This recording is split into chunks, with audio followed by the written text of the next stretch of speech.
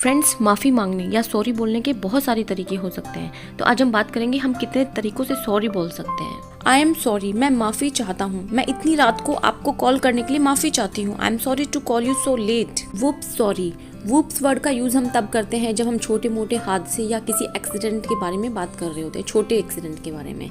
जैसे कि माफ़ी चाहती हूँ, आज दूसरी बार मैंने कॉफ़ी गिरा दी। Whoops sorry, that second time I have spilled coffee today.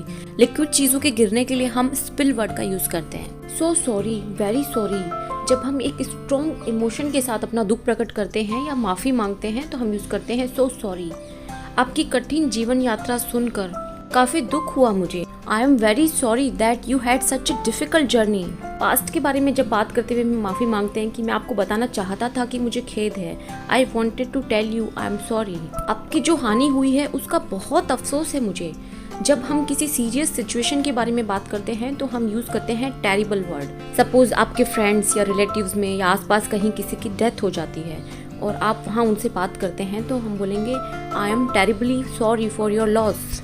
जब हम बहुत नम्रता से किसी को सॉरी बोलते हैं, I am so sorry, this is the polite way to say sorry. मुझे माफ़ करना, मैंने आपको बताया नहीं, मुझे आपको कॉल करना चाहिए था। आई am so sorry, I did not let you know, I should have called you. जब हम बहुत सरप्राइज हो जाते हैं या शॉक हो जाते हैं तो हम यूज़ करते हैं oh my goodness, I am so sorry. Oh my goodness, I asked you question about wrong book. माफ़ करना, मैंने गलत किताब से प्रश्न पूछ लिया। जब हम अपनी गलती को एक्सेप्ट कर लेते हैं तो बोलते हैं my bad, I brought wrong book, my bad, I will get correct one. गलती से मैं गलत किताब ले आया, अब सही वाली लाता हूँ। अपनी गलती को एक्सेप्ट करने के लिए हम ये भी बोल सकते हैं my fault, it's my fault, it's all my fault. मेरी गलती से हम गेम हार गए।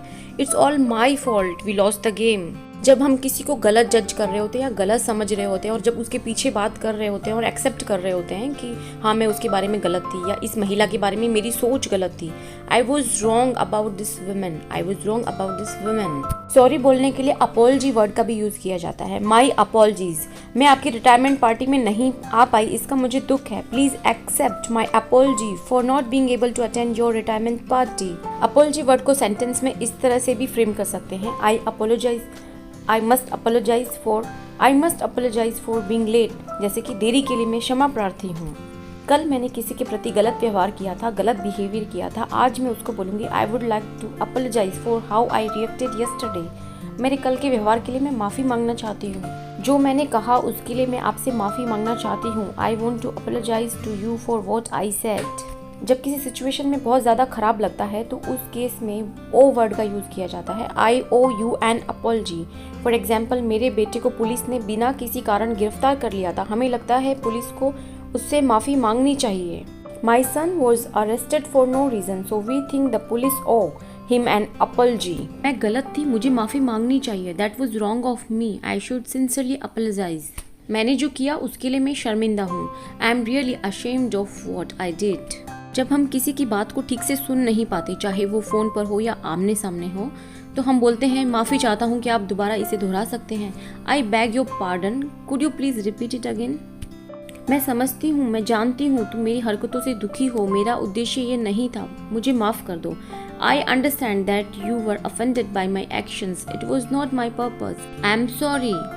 अगर मीटिंग में उठ के जाना पड़ रहा है या फ़ोन उठाना पड़ रहा है तो उसके लिए यूज़ करते हैं excuse me, will you excuse me please. I take full responsibility, जैसे कि इस प्रोजेक्ट की असफलता का जिम्मेदार मैं हूँ। I take full responsibility of the failure of this project. उम्मीद करता हूँ कि मेरी गलतियों के लिए तुम मुझे माफ़ कर दोगी। I hope you will forgive me for my mistakes.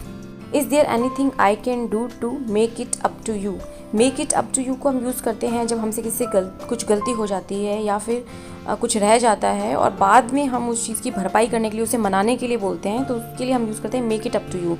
जैसे कि we really made to make it up to him for missing his birthday party.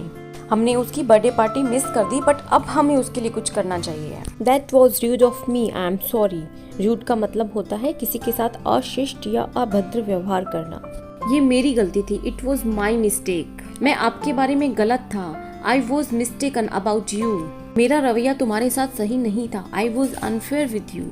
मैं मानती हूँ मेरी लापरवाही थी, I was negligent, I admit it. लापरवाही को इंग्लिश में बोलते हैं नेग्लिजेंट। तुम्हारा दिल दुखाने का बहुत पछतावा है मुझे, I regret I hurt you badly. Regret का मीन्स होता है खेद प्रकट करना, दुख प्रकट करना।